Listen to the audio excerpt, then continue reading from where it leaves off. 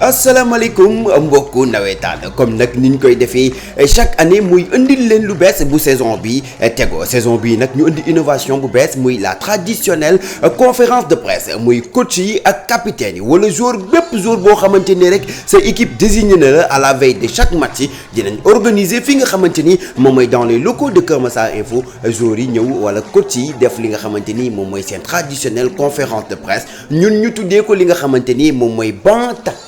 tactique nag mooy waxtaane lépp loo xamante ni mooy wàccaayu match bi nga xamante ni si leen jëm duñu ko yemale rek ci zone Kër Massar yi dañu koy lawal fépp foo xamante ne coach nawetaan mu ngi fa fépp foo xamante ne joueur nawetaan mu ngi fa ñu war a seq si année bii saison bu bees bi ak lu bees dàq sur Kër Massar Info muy la conférence de presse sur Kër Massar Info.